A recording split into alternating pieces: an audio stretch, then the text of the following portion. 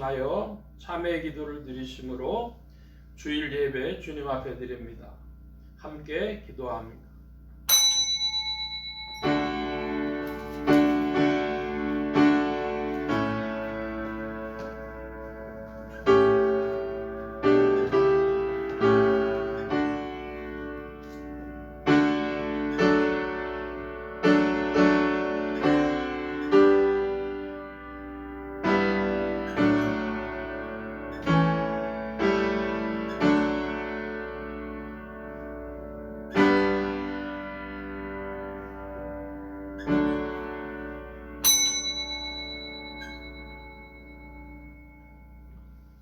여호와여, 주의 인자하심이 하늘에 있고 주의 성실하심이 공중에 사무쳤으며 주의 의는 하나님의 산들과 같고 주의 판단은 큰 바다와 일반이라.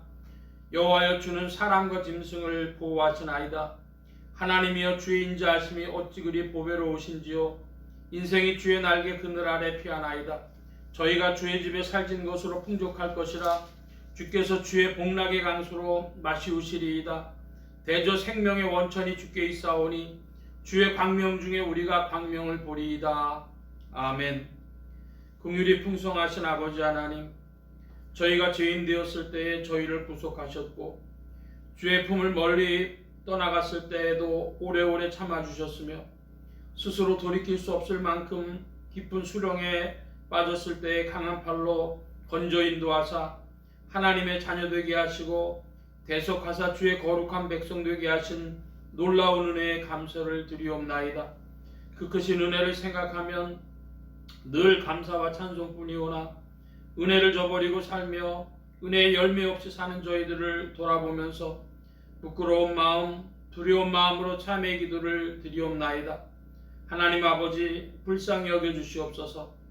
주님은 저희를 사랑하셨고 사랑하시기에 저희를 바른 길로 인도하시려고 하시며 때로는 훈계하시며 징계하실 때도 있나이다.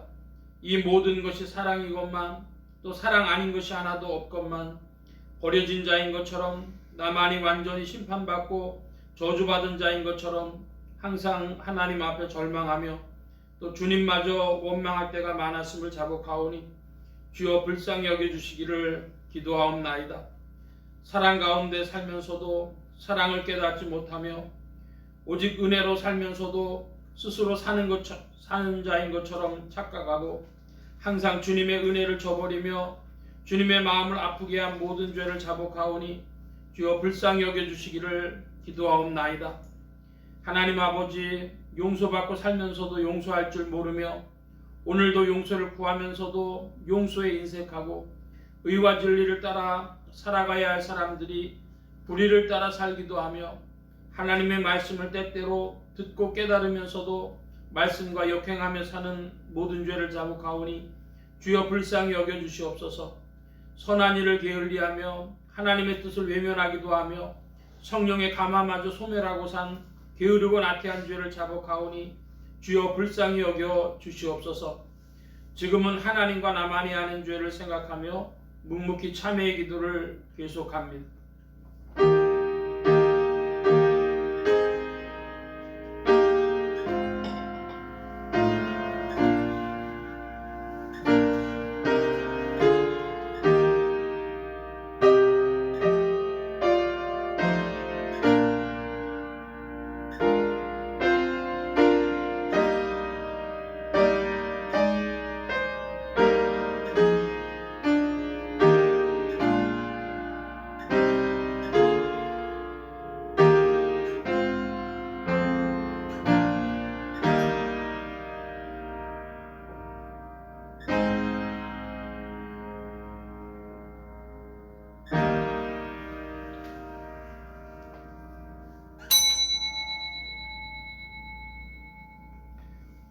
그의 죽으심은 죄에 대하여 단번에 죽으심이요 그의 살으심은 하나님께 대하여 살으심이니 이와 같이 너희도 너희 자신을 죄에 대하여는 죽은 자요 그리스도 예수 안에서 하나님을 대하여는 산 자로 여길지어다.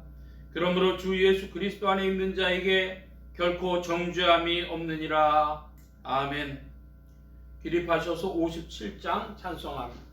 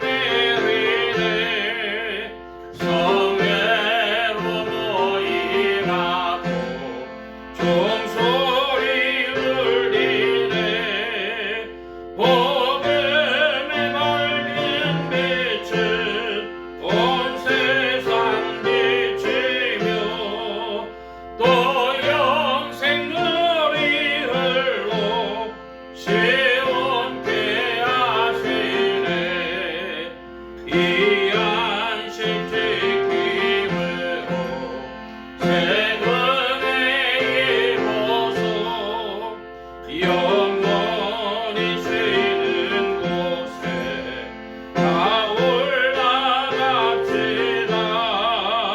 성급게 찬미하고 성자와 또 성령 참된 세상의 일체 찬송할지어다. 아멘.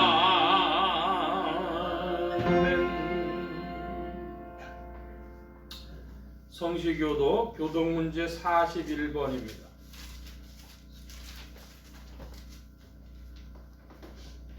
교동문 제41번. 보라, 내가 새하늘과 새 땅을 창조하나니 이전 것은 기억되거나 마음에 생각나지 아니할 것이라. 너희는 나의 창조하는 것을 인하여 영원히 기뻐하며 즐거워할지니라. 보라, 내가 예루살렘으로 즐거움을 창조하며 그 백성으로 기쁨을 삼고 내가 예루살렘을 즐거워하며 나의 백성을 기뻐하리니. 우는 소리와 부르짖는 소리가 그 가운데서 다시는 들리지 아니할 것이요 이리와 어린 양이 함께 먹을 것이며 사자가 소처럼 짚을 먹을 것이며 뱀은 흙으로 식물을 삼을 것이니. 나의 성산에서는 해함도 없겠고 상함도 없으리라. 아멘. 사도신경으로 우리의 신앙을 고백합니다. 전능하사 천지를 만드신 하나님 아버지를 내가 믿사오며 그 외아들 우리 주 예수 그리스도를 믿사오니 이는 성령으로 잉태하사 동정녀 마리아에게 낳으시고 본디오 빌라도에게 고난을 받으사 십자가에 못 박혀 죽으시고 장사한 지 사흘 만에 죽은 자 가운데서 다시 살아나시며 하늘에 오르사 전능하신 하나님 우편에 앉아 계시다가 저리로서 산자와 죽은 자를 심판하러 오시리라. 성령을 믿사오며 거룩한 공회와 성도와 서로 교통하는 것과 죄를 사해 주시는 것과 몸이 다시 사는 것과 영원히 사는 것을 믿사옵나이다. 아멘. 작성하시겠습니다. 99장 찬송합니다. 99장 찬송.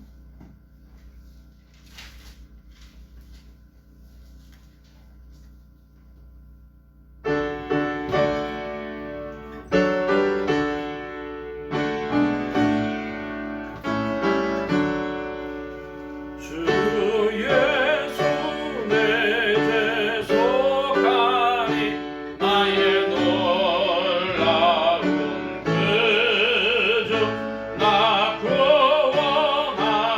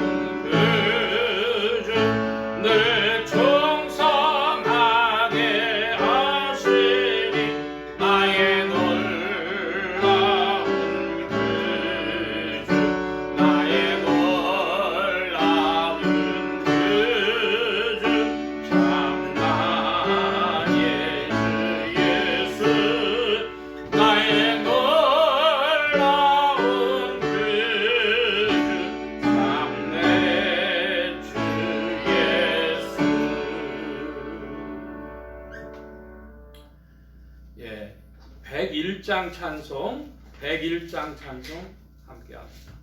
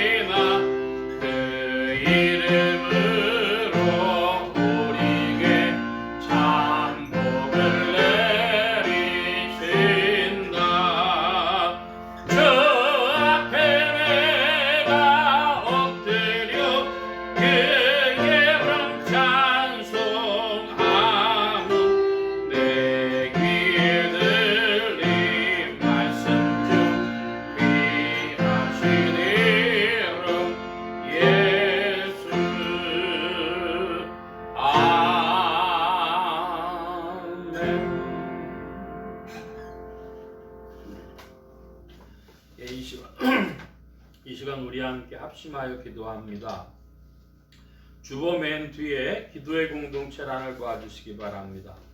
서남아시아 선교를 위하여 기도하는 중에 인도, 방글라데시, 스리랑카, 파키스탄 이런 나라들 위해서 특별히 방글라데시 같은 나라에서도 이제 복음 운동들이 많이 전개되어지는 줄 압니다. 또 파키스탄도 변화의 부분이 있고 인도의 벵골 지역입니다. 동북쪽 위에서 기도해 주시기를 바랍니다. 나라의 평화와 안정과 성장이 있도록 합심하여 기도합니다. 지역 복음화를 위해 기도하는 중에 서울 중북부 지역 중 중구, 종로구, 상계동 지역 교회들이 복음 전하며 영혼들 추수하도록 또 예수소망교회 이 지역을 붙여주시도록 예수소망교회 성도들의 신앙 성장과 합심 기도 제목을 위해서 오늘은 두 번째 주일이 되어서 가족 신앙을 위해 기도합니다. 믿는 가족 권속들에게는 믿음을 더해 주시도록 아직 믿음의 문이 열리지 아니하는 친족 권속들에게는 믿음의 문을 열어 주시도록 부족한 종에 기도해 주시기 바랍니다. 성령의 통치 아래 영육간의 강건함과 말씀의 충만함을 얻도록 모든 성대와 발성기관에 복을 주셔서 힘있게 유익하게 주의 말씀 증거할 수 있도록 우리 함께 합심하여 기도합니다. 각자 기도하시겠습니다.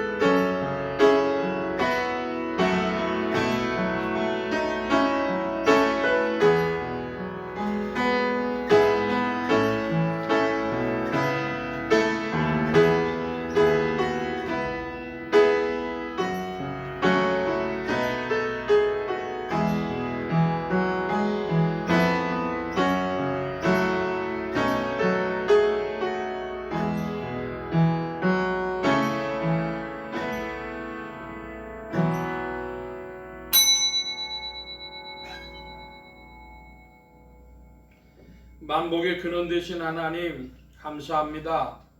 함께해 주셔서 오늘도 주의 복된 날 주님을 찬양하게 하시고 주 이름 의지하며 주 이름을 높이도록 이끄시니 감사합니다. 주님 함께해 주셔서 만물이 때를 따라 운행하며 또 열매를 맺을 때가 되어져서 결실을 향하여 나아가는 것처럼 우리의 신앙도 주 안에서 결실을 향하여 더욱 나아가도록 지도하시고 인도하여 주옵소서. 주님 함께하여 주셔서 또한 세계 선교를 위하여 기도하는 중에 서남아시아 지역 나라들을 위하여 기도합니다. 인도의 벵골 지역의 윌리엄 캐리 이래로 또 이렇게 복음의 역사가 일어나는 때가 되었사오니 주님 말세지 말에 복음으로 돌아오는 무리들이 더욱 있도록 인도하여 주옵시고 아버지 하나님 방글라데시가 경제적인 변화를 따라서 또한 복음의 운동도 일어나는 것을 보고 있습니다. 아버지여 이때에 방글라데시에서 수고하시는 선교사님들에게 함께하여 주시며 또 파키스탄도 회교권 나라지만은 그러나 변화가 있어서 곳곳에서 복음의 일들이 나타나는 것을 보오니 서남아시아 지역에서도 복음의 강한 역사들이 나타나며 주의 이름을 높이도록 이끄시고 인도하여 주시옵소서. 풍성하고 좋으신 주께서 특별히 가족들의 신앙을 위하여 기도하게 하시는 줄 믿사오니 믿는 가족 권속들에게는 믿음이 더하여지는 은혜로 아버지 하나님 아직 믿지 아니하는 친속 권속들에게는 믿음의 문이 열려지는 은혜로 베풀어 주시옵소서. 이 가을에 우리의 심령도 더 풍성하여지며 결실을 향하여 나가게 하시고 이 예배의 시종에 주의 은혜를 베풀어 주옵소서. 의지하며 예수 그리스도의 이름으로 기도하옵나이다. 아멘.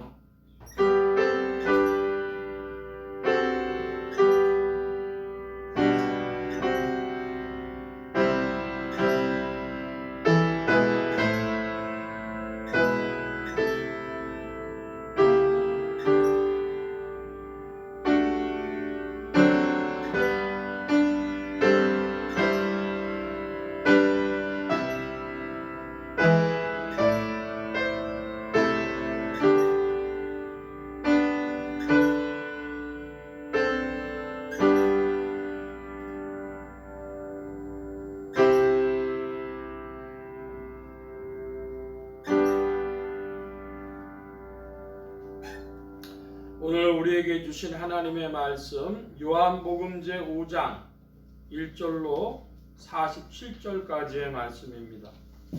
요한복음 제5장 1절로 47절까지의 말씀. 그 중에서 먼저 9절까지만 함께 교독을 하겠습니다. 요한복음 제5장 1절로 9절입니다. 제가 먼저 한 절 봅니다. 그 후에 유대인의 명절이 있어 예수께서 예루살렘에 올라가시니라. 예루살렘에 있는 양문 곁에 우리말로 베데스다라는 곳이 있는데 거기 해가 5시 있고 그 안에 많은 병자, 소경, 절뚝발이, 혈기 마른 자들이 누워 물의 동함을 기다리니 이는 천사가 가끔 물에 들어와 물을 동하게 하는데 동함에 먼저 들어가는 자는 어떤 병에 걸렸든지 낫게 됩니다. 거기에 38년 된 병자가 있더라. 예수께서 늙은 것을 보시고 벌써 오랜 줄 아시고 이르시되 네가 낫고자 하느냐. 병자가 대답하되 주여 물이 동할 때 나를 못에 넣어줄 사람이 없어 내가 내려가는 동안에 다른 사람들이 먼저 내려가나이다. 예수께서 가라사대 일어나 네 자리를 들고 걸어가라 하시니 9절 함께 봅니다. 그 사람이 곧 나아가서 자리를 들고 걸어가니라. 아멘. 208장 찬송. 208장 찬송합니다.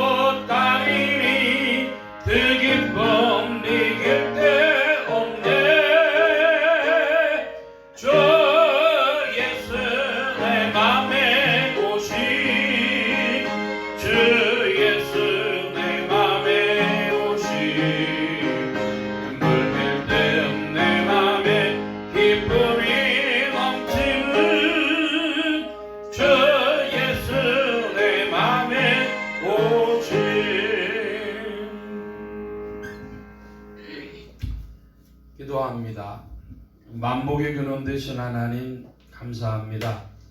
오늘도 주의 복된 날 하늘문 활짝 여시며 심령의 문들 또한 활짝 열어주옵소서. 열린 문을 따라 주의 말씀이 심령들 중에 찾아가 영혼을 밝히는 빛이요 인생에 나아갈 바른 길이요 영혼을 위한 참된 양식이 되게 하여 주옵소서. 부족한 것 십자가 뒤로 감춰주시며 성령의 두루마기로 입혀주옵소서. 말하는 이껏 듣는 게 복 주신 바라오며 의지하올 때에 예수 그리스도의 이름으로 기도하옵나이다. 아멘. 할렐루야. 그리스도의 풍성하신 은혜와 사랑이 여러분 심령과 생활 중에 두루 왕성히 운행하시기를 바랍니다. 오늘 이 아침에는 요한복음 제5장 1절로 47절까지의 말씀 가지고 요한복음 전체 정리 6번째 시간을 갖겠습니다.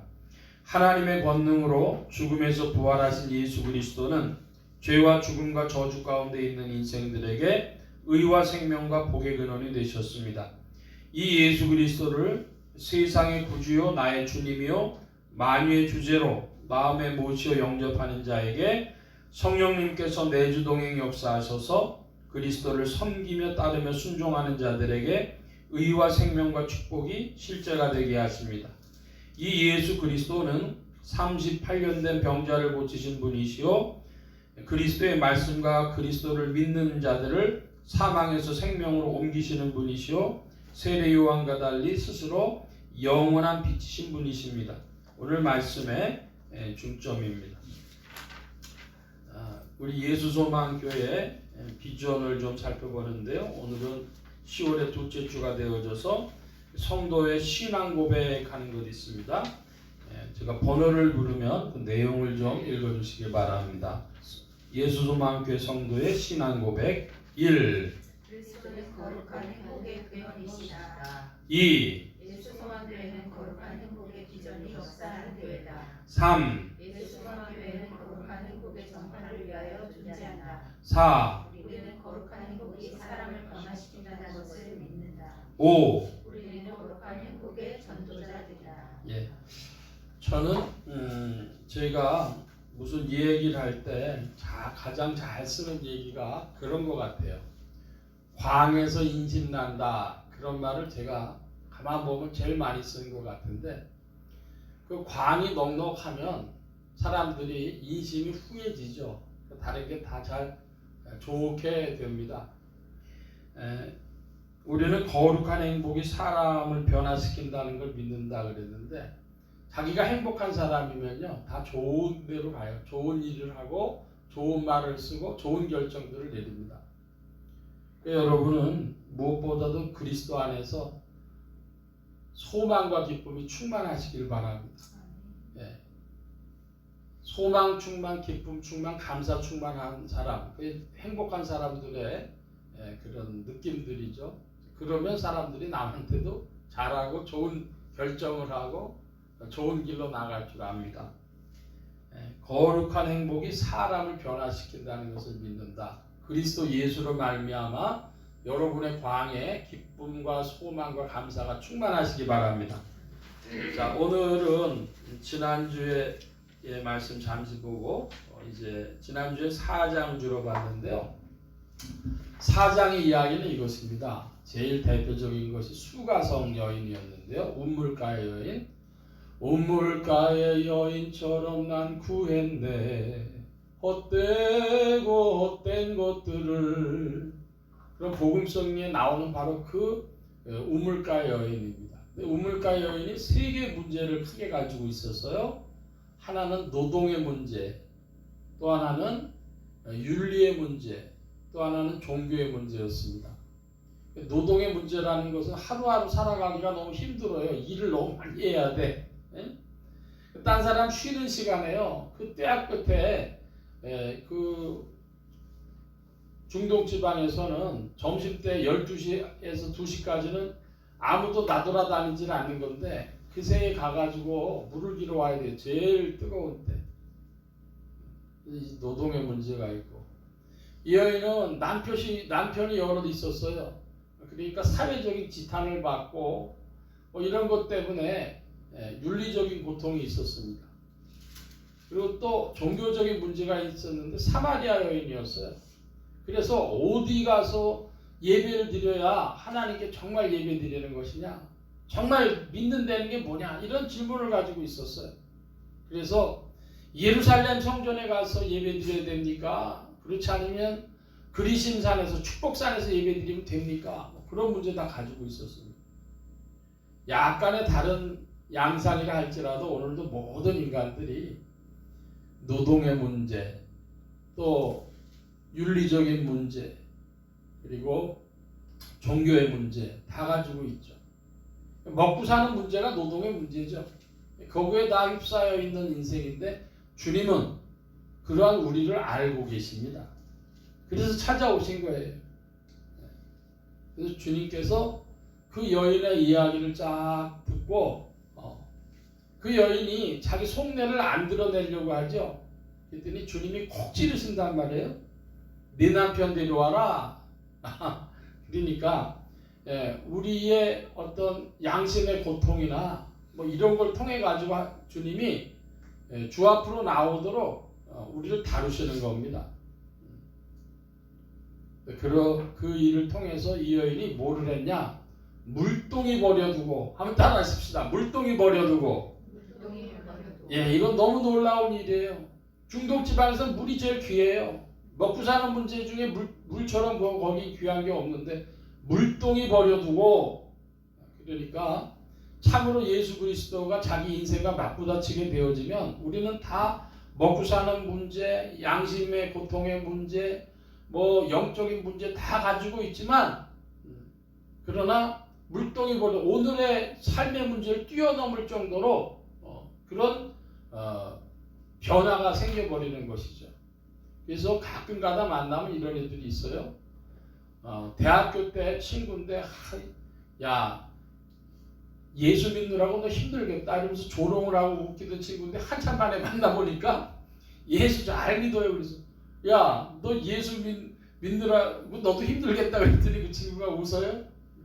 그랬더니 야 이거보다 좋은 게 있냐? 그 친구는 뭘 잘했냐 하면 대학 때부터 포카 이런 거 잘 쳤어요. 그런데 그런 거 다 끊고 변화 확 돼버렸죠. 여러분 우리의 목마름을 만족시켜줄 끊임없이 솟아나는 생수가 되시는 예수 그리스도십니다. 할렐루야. 우리 영혼의 깊은 곳에 만족을 주시니 그분이 찾아오시면 인생들이 변화되는 것이죠. 두 번째로 뭐 여러 가지 있었지만 세 가지로만 좁히겠습니다. 씨 뿌리는 자와 거두는 자의 말씀드렸어요. 씨 뿌리는 자는 무슨 소망으로 씨를 뿌리는 것이죠? 거두려고, 그 열매를 거둬가지고, 농사를 지었으면 열매를 거둬가지고 자기의 이익이 돼야, 이문이 돼야 그 노동의 가치가 있는 것이죠.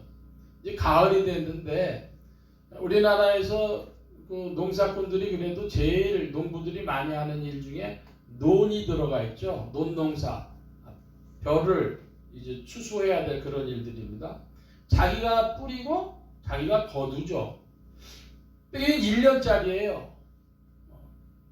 긴 것도 있어요. 산의 나무들을 조성하면은 그게 꼭 그렇게 안 될 수도 있어요. 좀 긴 일입니다. 근데 인생 그 자체는 인류의 역사와 인생 그 자체 그보다 훨씬 길죠. 그러니까 무슨 일이 있냐? 뿌리는 자 따로 있고 거두는 자 따로 있어요. 이걸 사람들이 못 받아들이는 거예요. 못 받아들이면 어떻게 됩니까? 내가 뿌렸는데 못 거둔 자는 억울하죠. 또 자기가 거둬요. 뿌리지도 않는 걸 어떤 인생들이 거둬요. 그럼 뭐 할 수 있어요? 교만해질 수 있어요. 그러니까 인생이 뿌리는 자 따로 있고 거두는 자 따로 있다고 하는 걸 못 받아들이면 그 억울함과 교만함으로 인생들이 끌려 들어갑니다. 제가 지난주에도 어떤 목사님 말씀을 드렸는데 할아버지가 부산에서 달동네에서 목회를 하셨어요. 근데 사실은 그 아버지가 제일 억울할지도 몰라요. 할아버지가 그랬는데 아버지가 서울로 도망가려고 그랬는데 야 너는 여기서 이 목회를 이어야 된다. 아버지가 그러니까 아들이 또 이 효자라 도망도 못 치고 했는데 그 달동네에서 하는 게 할아버지 때라면 큰 진배가 없어요. 근데 아들이 목회를 하게 됐는데요. 안산에 갔다가 또 어디로 가서 이제는 한국에서 제일 큰 교회라고 할 만큼의 그런 영향력을 가진 그런 교회 목회자가 됐더니 사람들이 다 말합니다. 아유, 할아버지랑 아버지가 뿌리더니 손주가 거두네, 이럽니다. 뭐 그렇게 뛰어나서 그런 것이 아니라 우리가 모르는 뿌리고 거두는 법이 있어요. 내 인생에 다 뿌리고 다 거두려고 하니까 사람들이 억울해하고 교만해지고 하는 겁니다. 여러분, 내 미션이, 나의 사명이 뿌리는 자면 어떻게 하면 될까요? 뿌리는 자 뿌리면 되는 거예요. 나는 그게 사명인가 보다. 그럼 거두는 자는요, 내가 하지도 않은 일을 열매를 막 거두게 되면요, 아, 이게 내 사명이니까 나는 이것 가지고 어떻게 하나님 일에 더 충성할 것인가? 이건 내 능력이 아니지. 겸손한 자의 자리에서 또 사명을 찾아서 나아가면 될 것입니다. 따라 하십시다. 뿌리는 자와 거두는 자. 예. 4장 50절 말씀에 보면 왕의 신하의 믿음이 나와요. 그 아이를, 죽어가는 자기 아이를 고쳐달라 그랬더니 주님이 안 가시는 거예요. 그랬더니 네 아이가 살았다. 이 말씀을 하시니까 4장 50절 말씀입니다. 예수께서 가라사대 가라, 내 아들이 살았다 하시는데 그 사람이 예수의 하신 말씀을 믿고 가더니. 여러분, 우리 인생은 그러니까 한마디로 뭐냐면 주님의 말씀을 믿고 가는 겁니다. 이 눈에 아무 증거 아니 배어도 믿음만을 가지고서 늘 걸으며 이 귀에 아무 소리 아니 들려도 하나님의 약속 위에 서리라. 여러분, 무슨 환경이나 조건이나 간증들을 사람들이 자꾸 앞세우는데 그게 아니고요, 말씀과 믿음을 앞세우길 바랍니다. 주님은 시간의 벽을 통과하게 하셔서 성취케 하십니다. 사람들이 자꾸만 크고 작은 환경의 변화들에 자꾸 관심 가요. 그런데 믿고 가더니 자기 자식 살았으면 주님 어떻게 살려주실 겁니까? 우리의 열이 떨어집니까? 뭐 어떻습니까? 그런 거 아니라 그냥 믿고 가더니. 네, 여러분, 참 이 말씀과 믿음이라고 하는 거 우리 신앙의 한 비밀이죠. 여러분, 신앙생활 할 때 나는 뭐 보이는 것도 없고 들리는 것도 없고, 여러분, 그런 흔히 말하는 신앙 체험이라고 하죠. 그거 많이 들어가는 사람들은요 별로 믿음 좋지 않아요. 믿음 좋지 않을 뿐 아니라 바꿔 표현하면 그 마귀의 미혹 속으로, 영적 체험 속으로, 영적 세계로 들어가기 때문에요 굉장히 끌려다닙니다. 괴로워하고. 제가 긴 말씀은 안 드립니다. 우리는 뭐 가지고 사느냐? 믿고 가더니, 주의 말씀을 믿고 가더니. 할렐루야. 여러분, 그 말씀으로 시간의 벽을, 말씀과 믿음으로 시간의 벽을 통과할 줄 믿습니다. 자, 세 가지 말씀을 보았고 오늘 5장의 말씀으로 들어가는데, 5장 말씀에 가보면 우리 유명한 38년 된 중풍병자 이야기가 나와요. 이 중풍병자가 어떤 사람이었냐 그러면, 천사가 와서 물 동하면 고쳐주는 게 있었는데 그때 들어가지를 못해가지고 이렇게 오랜 괴로움을 당했다고 주님이, 그런 자인데 주님이 네 상을 들고 걸어가라 이러면서 고침을 받은 그 사람 이야기입니다. 자, 여러분, 사도 요한이 하나님의 말씀을 받아서 이 요한복음 5장 우리에게 줬는데, 물론 장절 부분은 나중에 된 것이지만 지금 이 요한복음 5장 본문에 나오는 얘기의 큰 틀로 우리가 전체 정리를 하니까 요한복음 5장 전체의 핵심은 종말론입니다. 하나님의 심판입니다.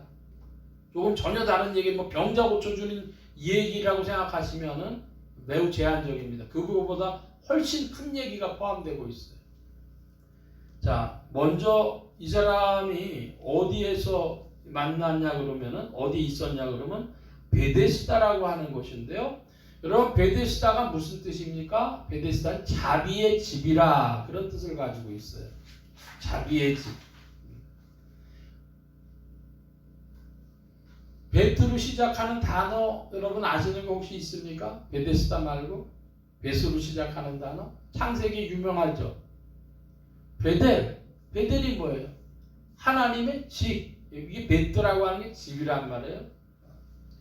그러니까 베데스다, 베델 사실은요 이건 자비의 집이요.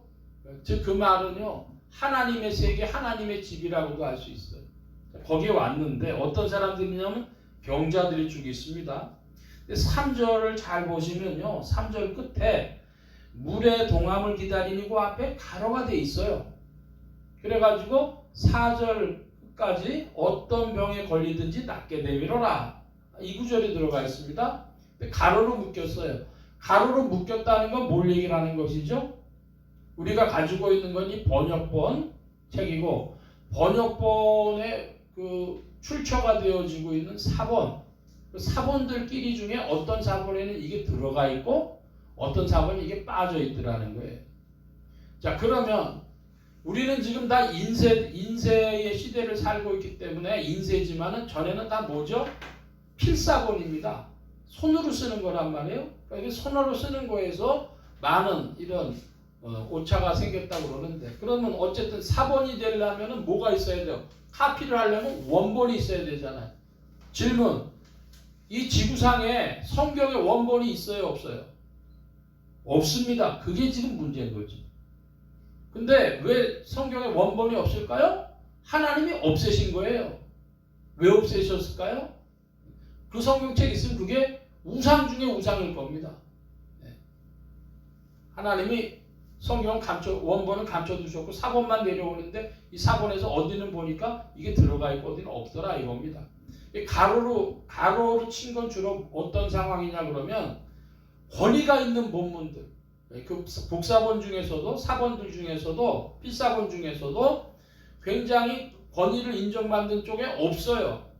없고 다른 부분에서 많이 있긴 한데 권위 있는 쪽에 없으니까 이게 모순되기 때문에 집어넣을 수도 없고 뺄 수도 없다 그래서 가로로 이제 묶은 겁니다. 자 그러면 저는 어떻게 보느냐 저는 이 3절 하반절과 4절이요 당연히 성경에 있다고 봅니다. 그럼 증거를 대봐라. 왜 그렇게 생각하느냐 그러면 7절에 이렇게 되어 있습니다. 주여 물이 동할 때에 나를 못에 넣어줄 사람이 없어 내가 내려가는 동안에 다른 사람이 먼저 내려갑니다. 이 이야기를 이 병자가 왜 하죠? 물이 동할 때 사람이 들어가면 거기서 고침받는다라고 하는 내용이 있기 때문에 이 이야기를 하는 거죠. 그 내용이 뭐예요? 그게 3장 끝에서 4절 이야기죠. 그럼 물이 왜 동하게 되느냐? 그게 천사가 가끔 못에 내려와서 물을 동하게 하기 때문에.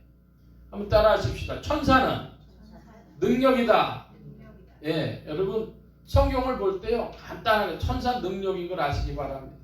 10만 명의 사람보다도 더 강한 여러분이 지금도 아랫배에 힘 주시고 그 단전호흡 같은 거 이러고 해가지고 사람이 정신력을 집중하고 그러면 사람에게서 힘이 나오는데요. 그 일본의 오음진리교라는 게 있었어요. 그 오음진리교에 변호사, 의사 이런 사람들이 빠져들어가가지고 일본 사회에 벌써 한 20여 년 전에 문제가 됐는데 이유가 뭐냐면 이 사람이 단전호흡을 해갖고 한 1m 정도가 뜨는 거예요 몸이. 예? 그러니까 그걸 직접 눈으로 본 사람은 그 사람을 아주 교주로 아는 거죠. 자, 그 사이비도 그렇게 단전호흡을 했더니 1m를 뜨는데 여러분 다른 사람들은 어떨까요? 한국의 문헌을 막 찾아보면 도사들 이야기 이런 게 나와요. 뭐 축지법을 쓰고 뭐 하고 뭐. 자, 사람이 그렇게 해가지고 능력을 발휘하는데 그 사람 10만 명 그런 도사들 10만 명보다도 천사가 능력이 있다면 얼마나 역사하겠어요. 사람이 기를 모으면요, 손바닥에서 기운이 나가는데 그 기운을 가지고 병자들한테 나오면 어깨에다 대면 어깨가 풀려지기도 하고 위장에 나오면 위장병도 고쳐지고 그럽니다. 믿거나 말거나. 그러니까 천사가 나타났다는 능력이 나타났다는 거예요. 자, 여러분 잘 들으시기 바랍니다. 바로 그 천사 신앙이라고 하는 것이 종교고 그것이 그리스도를 배반하고 그리스도와 충돌하는 세계예요. 영에는 세 개가 있다고 성경이 얘기하죠. 하나님의 영이 있고 천사의 영이 있고 사람의 영이 있어요. 근데 여러분 천사와 사람은요 동일한 영이에요. 피조된 영, 만들어진 영입니다. 하나님만이 자존하신 영이에요. 자, 그런데 이 천사와 인간은 뭐가 달라요? 인간에게는 인격이 있어요. 슬퍼하고 기뻐하고 분노하고 어떨 땐 의심하고 하는 그런 일이 있는데 그 인격이 누구와 통해? 하나님과 통해요. 천사는 그렇지 못해요. 천사는 둘로 돼 있어요. 하나님을 따르는 선한 천사들이 있고 하나님 나라의 반기를 든 반란을 일으킨 천사들이 있단 말이에요. 유다서의 말씀을 잘 보시면 압니다. 그때에 그 우두머리를 사단 마귀를 쫓는 그 천사들이 쭉 있어서 그들도 체계를 가지고 있어요. 여러분 반란군도 어때요? 쿠데타를 일으킨 반란군들도 장군에서부터 쭉 있잖아요. 그와 같습니다. 그러니까 능력이 나타나는 천사의 세계에서는 가르기가 쉽지를 않아요. 무엇이 옳다 그러다 가르기가 쉽지 않아요. 그러니까 예를 들어서 은사주의 신앙이라고 하는 것, 은사가 막 나타나는 사람들이요 개인적으로 굉장히 고통을 당합니다. 영적 고통도 당하고 가족의 고통도 당하고 환경적 고통을 많이 당하는 수가 있어요. 왜 그러냐 하면 수준이 천사의 영이기 때문에 영적 세계에서 막 세력들이 충돌하는 거, 왔다 갔다 거리는 거예요. 그것 가지고는 답이 안 됩니다. 말씀이 좀 다른 데로 흘렀습니다만은 한마디로 이 천사신앙, 그 천사신앙을 가지고 있는 사람들이 누구냐? 종교에 매달리는 사람들. 종교. 진정하게 하나님의 뜻이 뭔가 보다는 자기의 영적 체험이 있고 기도하면 응답이 나타나 기도했더니 병이 고쳐지고 그런 거를 체험하면서 그 신앙세계로 빠져들어가는 겁니다. 자, 이 지금 38년대 중풍병자는 뭐를 원했어요? 물이 동할 때 거기를 제일 먼저 들어가면 고침받는데 자기는 병자니까 중풍병자니까 하지를 못해. 그러니까 딴 사람이 항상 먼저 들어가. 어떻게 해야 되겠어요? 누가 좀 도와줬으면 좋겠는데 그게 안 되면서 시간이 자꾸 가요. 주님이 말씀하십니다. 6절에 주님이 병이 오랜 줄 아시고 뭐라고 하십니까? 네가 낫고자 하느냐? 이렇게 말씀하십니다. 낫고자 하느냐? 그랬더니 이 병자가 낫고 싶습니다. 그렇게 말해요? 그렇게 말 못해요. 7절에 뭐라고 하고 있어요? 넣어줄 사람이 없습니다. 다른 사람이 내려갑니다. 자기는 방법을 이렇게만 생각을 하고 있어요. 이것만 방법인 줄 알아요. 근데 이 방법보다 더 중요한 게 있어요. 은혜 베푸시리, 권세 있으시니 그분이 말씀하시면 되는 걸 자기는 몰라. 이 방법만 아는 거예요. 주님이 말씀하십니다. 뭐라고 하십니까? 8절에 일어나 네 자리를 들고 걸어가라. 이 사람이 낫습니다. 9절 하반절에 이날은 안식일이니 그랬습니다. 자, 먼저 18절까지 함께 보죠. 10절부터 제가 봅니다. 유대인들이 병 나은 사람에게 이르되 안식일인데 내가 자리를 들고 가는 것이 옳지 아니하니라.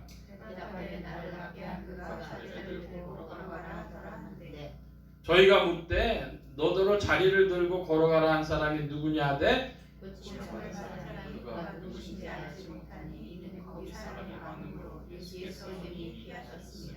그 후에 예수께서 성전에서 그 사람을 만나 이르시되 보라 네가 나았으니 더 심한 것이 생기지 않게 다시는 죄를 범치 말라 하시니 그 사람이 유대인들에게 가서 자기를 고친 이는 예수라 하니라. 그러므로 안식일에 이러한 일을 행하신다 하여 유대인들이 예수를 핍박하게 된지라. 예수께서 저희에게 이르시되 내 아버지께서 이제까지 일하시니 존재한다. 18절 함께 봅니다. 유대인들이 이를 인하여 더욱 예수를 죽이고자 하니 이는 안식일만 범할 뿐 아니라 하나님을 자기의 친아버지라 하여 자기를 하나님과 동등으로 삼으심이로라. 아멘. 자, 이 5장 18절까지 말씀에는 병자가 난 이야기로 이제 우리가 이렇게 생각할 수 있어요. 그런데 전체로 보면 어떠한 히든 코드, 숨겨진 코드가 있냐 그러면 38이라는 숫자에서부터 시작을 해야 됩니다. 우리가 광야 40년이라 그러잖아요. 유대인들이 광야 40년 생활을 했는데 그게 사실은 38년 몇 개월 정도가 되는 거예요. 이제 흔히 광야 40년. 우리 한국식으로 치는 거와 똑같습니다. 어떤 12월 31일 날 태어나가지고 그 다음 해에 한 살이 되어지면은 서양식으로 하면은 1년 이틀이 되는 거예요. 근데 한국 사람 뭐라고 얘기할 수 있어요? 지금 정부에서 이제 한국 나이 바꾸지만은 3살이란 말이에요. 3살. 그런 식으로 광야 40년 이제 그런 일인데 38년 됐어요. 이건 뭘 얘기를 하냐 하면 하나님의 말씀대로 세워지지 않은 유대교를 말하는 겁니다. 그러니까 이 유대교를 신앙을 하는데 하나님 말씀대로 살지 못하고 종교생활, 천사신앙 이런 데 지금 빠져서 겨우겨우 연명하는 자들에게 누가 찾아오셔요? 주님이 찾아오셔서 은혜자가, 권세자가 찾아오셔서 전능자가 찾아오셔서 은혜를 베푸시는 거예요. 일어나 걸어가라. 그랬더니 이 유대인들이 안식일에 그 일을 했다고 문제 삼지 않습니까? 그건 유대인들로서는 당연한 거예요. 자, 무슨 말씀이냐? 그들은 하나님 믿는 방법이 딱 뭐가 돼 있어요? 안식일에 딱 돼 있잖아요. 안식일 지켜야 되잖아요. 그런데 그 들고 걸어가는 일이 되면 상을 들고 걸어가면 노동을 하는 걸로 봤단 말이에요. 그러니까 유대인들로서 그 말하는 게 당연해. 유대인들이 그 말하는 건 당연하지만 그것이 불신앙이라는 건 유대인들이 모르는 거예요. 뭐가 불신앙입니까? 왜 불신앙입니까? 은혜 베푸시리가 일어나 걸어가라 했으니까 이 사람은 들고 걸어간 것밖에 없잖아요. 그건 안식일엔 그런 일 하면 안 된다는 거예요. 그럼 그 말을 한 예수님도 뭐가 되는 거예요? 잘못된 명령을 한 거잖아요. 네? 그러니까 유대인들은요 자기들이 만들어 있는 틀 안에서 보니까 다른 건 방법이 없어요. 마치 그 38년 된 병자도 그 물에만 들어가야, 연못에만 들어가야 자기 병이 고쳐지는 것처럼 생각을 하는 거나 다 똑같은 겁니다. 근데 이 안식일 문제까지 나아가다 보니까 유대교인들이 예수님 미워하는 것은 뭐에 지금 불신앙이 돼버린, 불순종이 되고 불신앙이 돼버리는 거예요. 권세자, 은혜 베푸심이 그게 눈에 안 보이는 거예요. 뭐만 보여요? 율법만 보이는 거예요. 안식일만 하는 그 말씀만 보이는 겁니다. 여러분, 우리는 어떤 사람들입니까? 우리는 율법이 아니라 권세자이신 분, 전능자이신 분, 은혜 베푸실 자를 만난 이들입니다. 할렐루야. 그래서 우리 신앙이 있는 거예요. 자, 근데 이제 중요한 부분이 나와요. 우리가 이제 그런 그리스도인들이라면 14절에 이렇게 말씀합니다. 성전에서 예수님이 그 사람과 만났는데 보라, 내가 나았으니 더 심한 것이 생기지 않게 다시는 죄를 범치 말라. 자, 여러분이 이제 은혜 베푸실 자, 권세자, 전능자를 만나서 그리스도인이 됐어요. 우리가 죄 사함을 받았어요. 용서받았어요. 그럼 여러분 이제 어떻게 살아야 돼요? 율법은 우리와 무슨 관계가 있어요? 유대인이라 하는 것은 바꿔 표현하면 천사신앙이고 율법신앙입니다. 그리스도인이라고 하는 것은 하나님의 은혜를 의지하는 자들이요, 그리스도를 믿는 자들이요, 그래서 죄사함을 받고 새 삶을 찾아가는 사람들입니다. 그러면 다시 율법으로 돌아가서 그리스도인에게 율법은 어떻게 되느냐 하는 문제가 남는데, 칼빈은 뭐라 그랬냐면 율법의 제3사용이라고 그랬어요. 율법의 제3사용이란 율법을 다 지켜서 구원 받는 것도 아니고 율법을 버리는 것도 아니고 율법은 우리 인생이 나아갈 하나님의 뜻을 가르쳐 주신 지침, 가이드라인이라는 거예요. 그러니까 여러분, 우리는 율법을 기준 삼아서 살아가야 합니까? 그렇지 않습니까? 살아가야 돼요. 그러면 이 율법의 지침을 맞춰서 살아가야 되는데 살아가지 않으면 무슨 일이 벌어질까요? 자, 우리 성경 말씀 한번 찾아봅니다. 히브리서 12장으로 가겠습니다. 히브리서 12장 신약의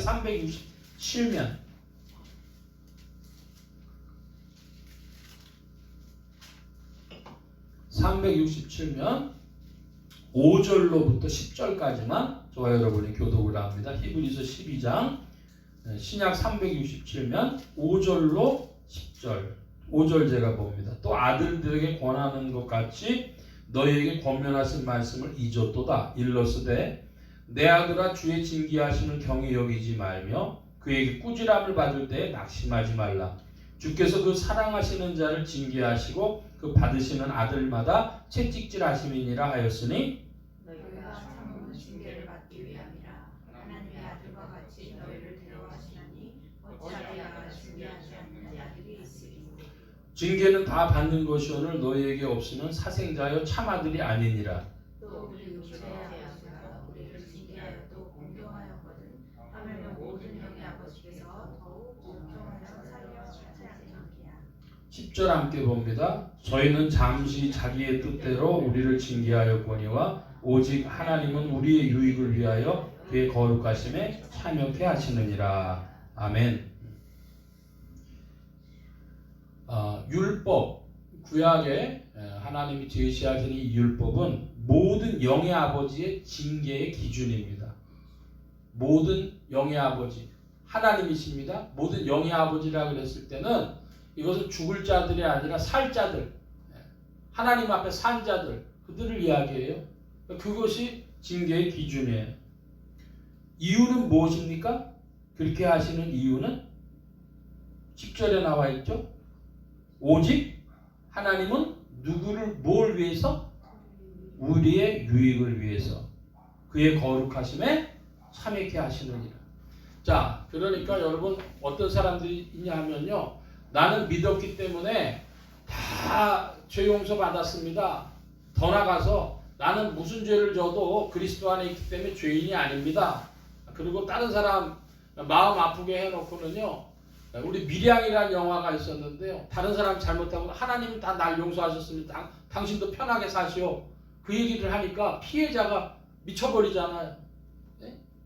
그 마찬가지로 지금 이 말씀이 뭐냐 그러면요, 어떤 믿음 좋은 사람에게 만난다면 여러분 이렇게 한번 질문을 해보세요.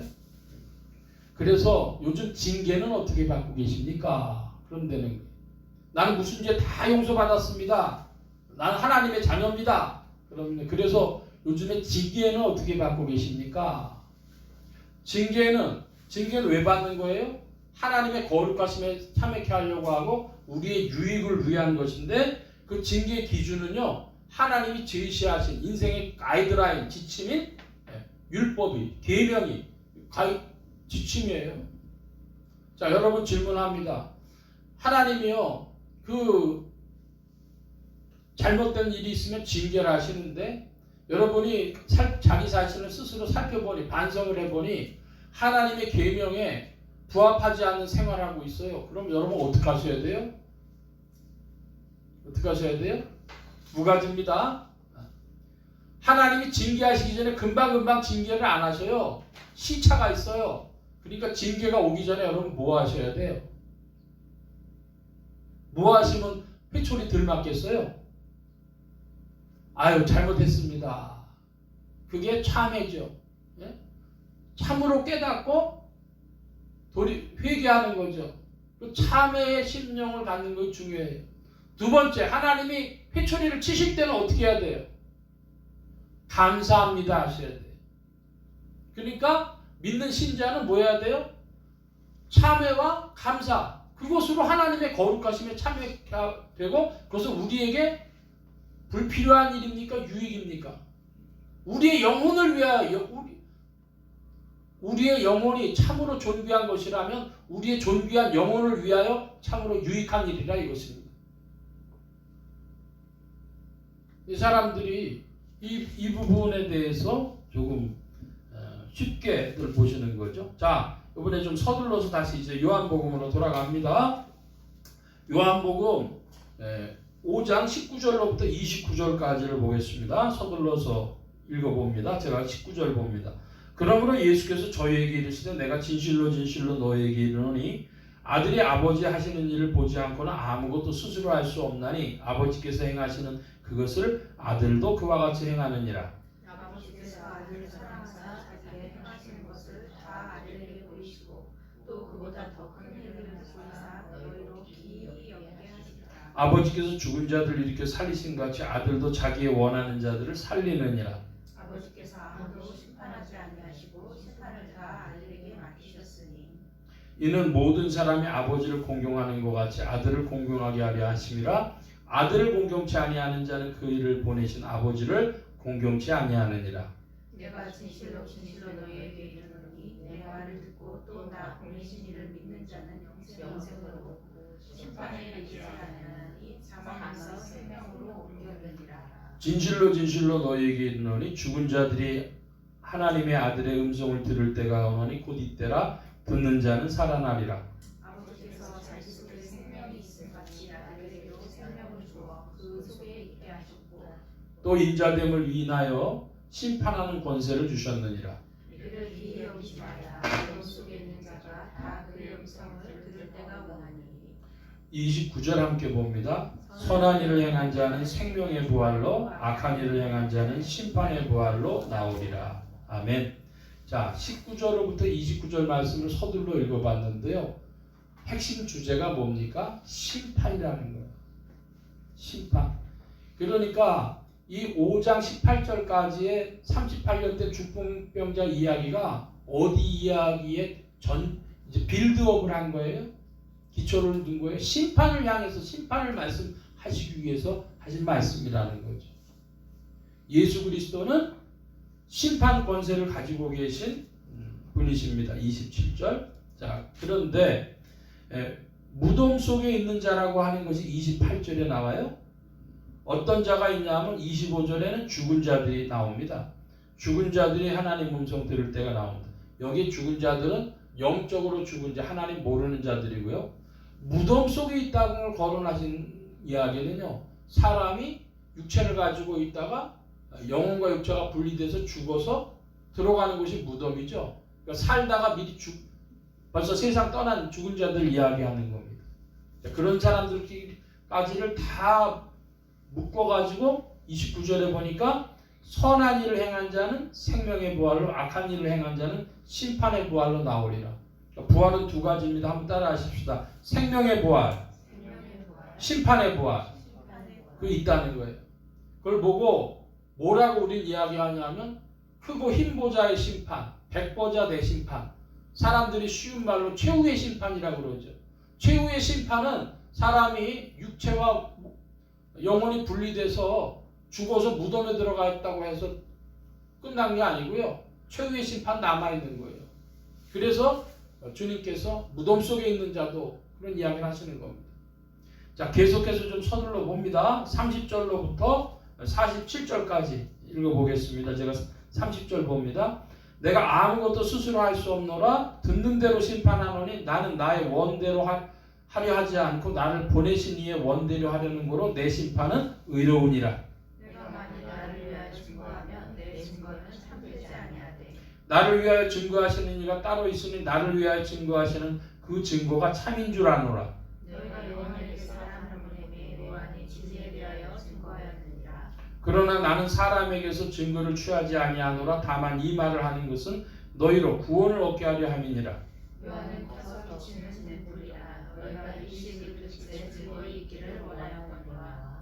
내게는 요한의 증거보다 더 큰 증거가 있으니 아버지께서 내게 주사 이루게 하시는 역사 곧 나의 하는 그 역사가 아버지께서 나를 보내신 것을 나를 위하여 증거하는 것이요.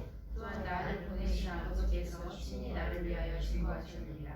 너희는 아무 때에도 그 음성을 듣지 못하였고 그 행동을 보지 못하였으며 그 말씀이 너희 속에 거하지 아니하니 이는 그의 보내신 자를 믿지 아니함이니라. 너희가 성령에서 영생을 얻은 줄 생각하고 성령을 상고하거니와 이 성령이 곧 내게 대하여 증거하는 것이로다. 그러나 너희가 영생을 얻기 위하여 내게 오기를 원하지 아니하는도다. 나는 하나님의 영광을 취하지 아니하노라. 다만 하나님을 사랑하는 것이 너희 속에 없음을 알았노라. 나는 내 아버지의 이름으로 왔음에 너희가 영접지 아니하나 만일 다른 사람이 자기 이름으로 오면 영접하리라. 너희가 서로 영광을 취하고 유일하신 하나님께로부터 오는 영광을 구하지 아니하니 어찌 나를 믿을 수 있느냐. 내가 너희를 아버지께 고소할까 생각하나 너희를 고소하는 이가 있으니 곧 너희의 바라는 자 모세니라. 모세를 믿었다면 또 나를 믿었으리니 이는 그가 내게 대하여 기록하였음이라. 그러나 그의 글도 믿지 아니하거든 어찌 내 말을 믿겠느냐 하시니라. 아멘. 자, 지금 이 요한계시록 5장, 요한복음 5장의 제일 큰 주제가 심판이라는 말씀을 드렸습니다. 그래서 그 심판에 대해서 30절에 주님이 내 심판은 의롭다, 보내신 자의 뜻대로 하기 때문이다 하는 그 이야기를 다시 한번 말씀하셨고, 자, 그러면 이제 이 율법 문제로 다시 돌아가서 볼 때에 46절에 모세를 믿었다면 나를 믿었을 것인데 그러나 모세의 글도 믿지 아니하니 어찌 내 말을 믿겠느냐, 이런 말씀을 하십니다. 이게 무슨 뜻일까요? 그러니까 유대인들이 예수님 안 믿은 게 아니라 모두 안 믿었다는 거예요. 모세도 안 믿었다는 거예요. 율법도 사실은 그들은 믿는 자가 아니라는 거예요. 그럼 거꾸로 예수님 믿으려면 뭐부터 믿어야 돼요? 모세 율법부터 받아들이고 그리고 주님 앞으로 나오게 되어 있습니다. 자, 설명을 좀 드리자면 그 구약의 율법을 한 줄로 축약하자면 흔히 뭐라고 얘기합니까? 누굴 사랑하고 누굴 사랑하라 그래요? 하나님 사랑하고 네 이웃을 사랑하라, 그것이죠. 그 율법은 결국 그 얘기를 하는 거예요. 그런데 여기 지금 사람들이 뭐라고 얘기하냐, 42절에 보니까 주님 말씀하십니다. 하나님을 사랑하는 것이 너희 속에 없음을 알았노라. 그러니까 유대인들이 왜 율법을 믿지 않는 거예요? 하나님 사랑하지 않기 때문에. 그럼 하나님 사랑하지 않았으면 유대인들 결국 뭘 사랑했을까요? 결국은요, 자기 자신을 사랑하는 거예요. 자기 자신을 무엇보다도 사랑하기 때문에, 다 자기중심적이고 이기주의적이기 때문에 하나님 사랑하지 않아. 하나님 사랑하지 않으면 누구 사랑할 수 없을까요? 여러분 잘 들으시기 바랍니다. 하나님 사랑하지 않는 자는 절대로 이웃 사랑 못합니다. 왜 그렇게 돼 있을까요? 하나님 사랑해야만 양심이 작동하고 인간의 원래 주셨던 기능들이 돌아가면서 당연히 이웃을 사랑하도록, 하나님이 사랑하신 이웃 사랑하도록 이게 작동돼서 돌아가는데, 하나님 사랑하지 않고 자기 사랑하는 사람이면 당연히 뭘 사랑할 수 없어요? 이웃 사랑할 수 없어요. 그러니까 율법에 정반대가 있는 거예요. 모세 믿지 않는 거죠. 그러니까 여러분, 우리가 뭐부터 시작해야 되냐 하면 하나님 사랑해야 되는데, 그래서 하나님 사랑하고 이웃 사랑하는 율법을 이루어야 되는데 우리가 결국 누구 사랑하는 자요? 날 사랑하는 자요. 그러니까 이것이, 나를 사랑하는 이것이 뭐가 되어야 되겠어요? 가장 큰 참회의 제목이 되어야 되는 거예요. 하나님, 나는 이기주의자입니다. 난 나밖에 모릅니다. 주님, 나는 이곳에서 벗어날 길이 없습니다. 주님, 나를 살려주십시오. 여러분, 그게 뭐냐? 그게 43절인데요. 44절인데요. 여러분 큰 소리로 44절 봐주시기 바랍니다. 44절 시작.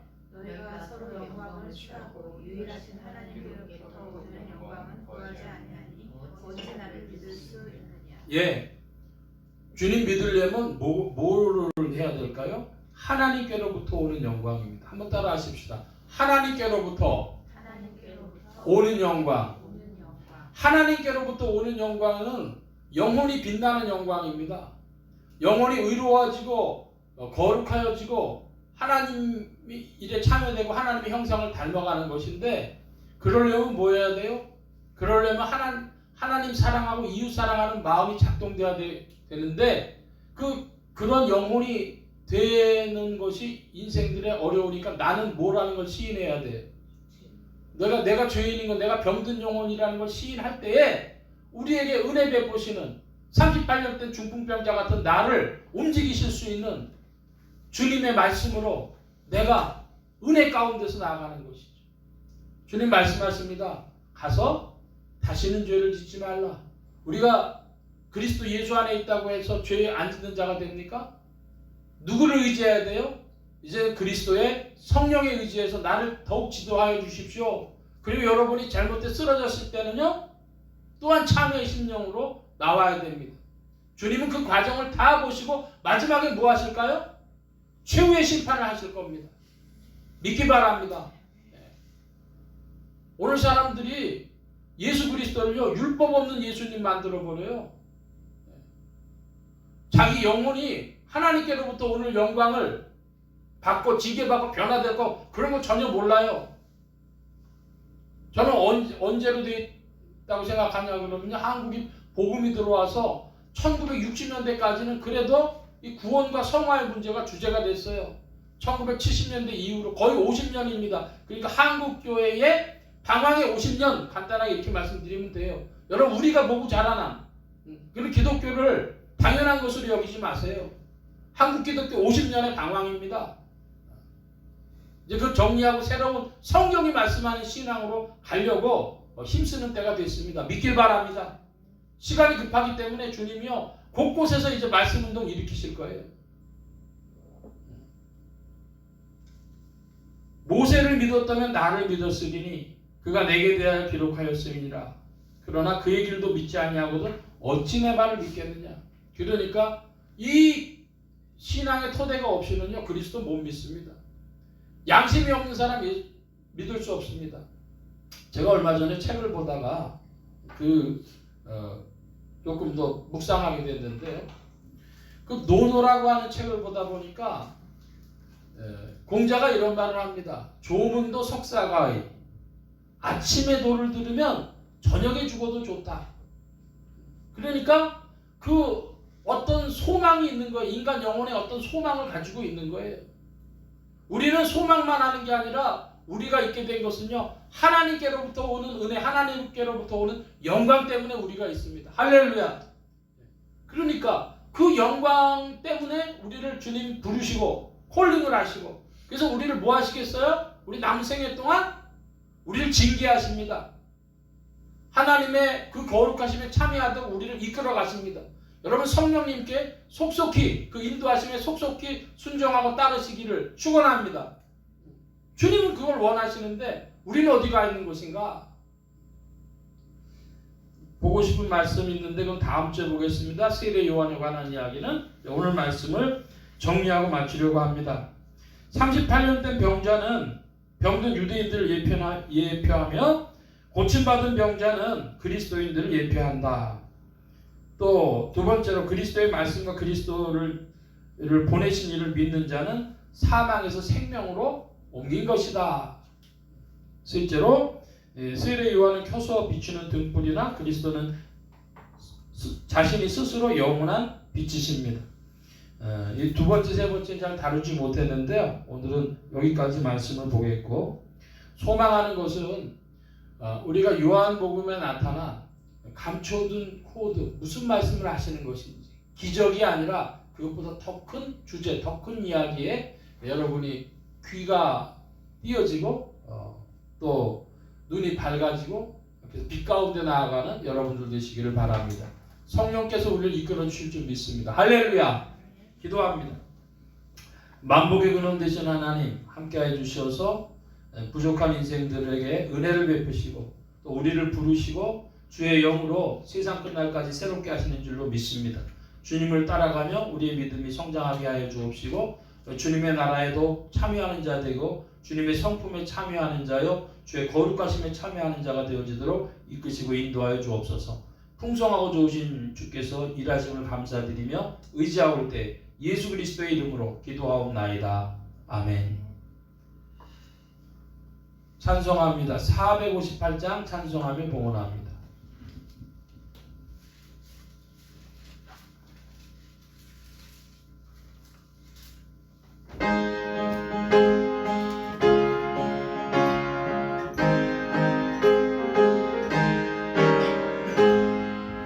주의 친절한 팔에 안기세 우리 마음이 평안하리니 항상 기쁘고 복이 되겠네. 영원하신 팔에 안기세 주의 팔에 그 크신 팔에 안기세 주의 팔에 영원하신 팔에 안기세 날이 갈수록 주의 사랑이 이제 모자리 광명하게 비치고 전선 가는 길 편히 가리니 영원하신 팔에 안기세 주의 팔에 그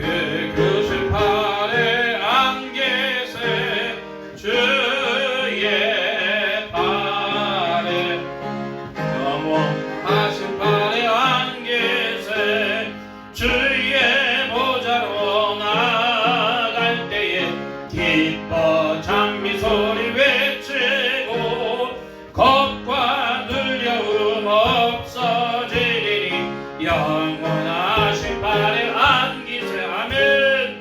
주의 팔에 그 크신 팔에 안기세 주의 팔에 영원하신 팔에 안기세 아멘.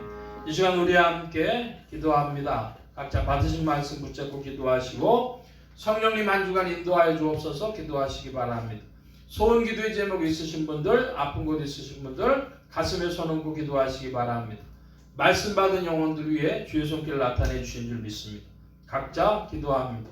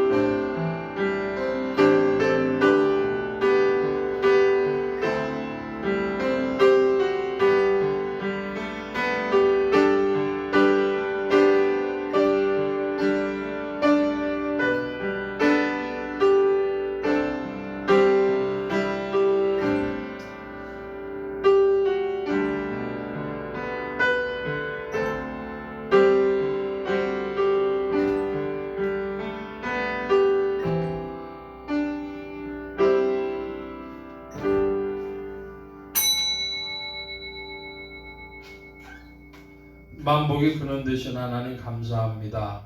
오늘도 사랑하심을 입은 무리들 주께서 불러 모아주시고 겸손히 주님 찬양하며 의지하게 하시고 주의 것 구별하여 예물 바치는 손길로 나오게 하셨사오니 여호와 이레 하나님 생애에 필요한 모든 것들 친히 예비하시며 공급하여 주옵소서.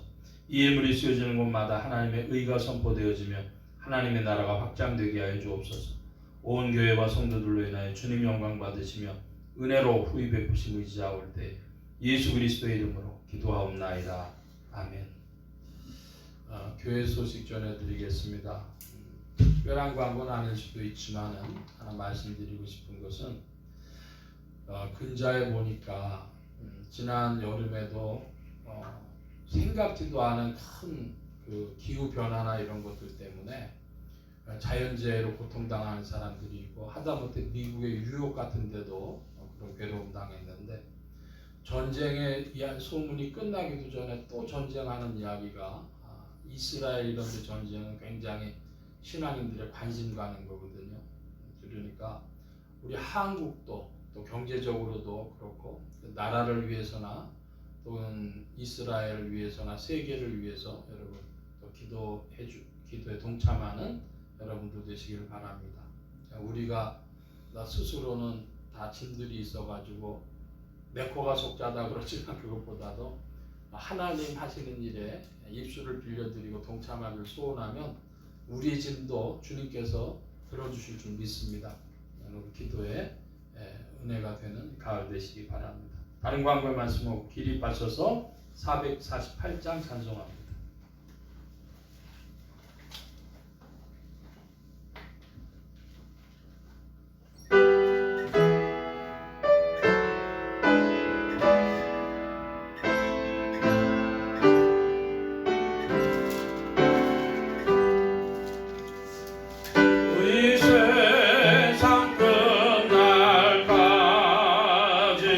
주 봉사하리니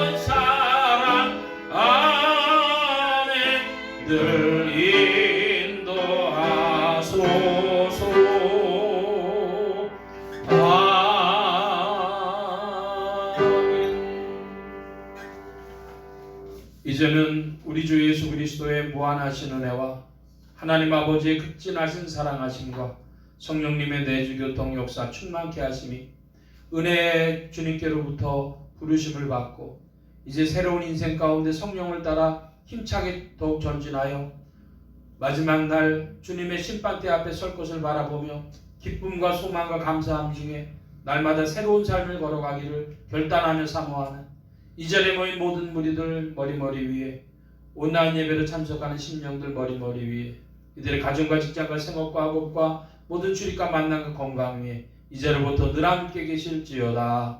아멘.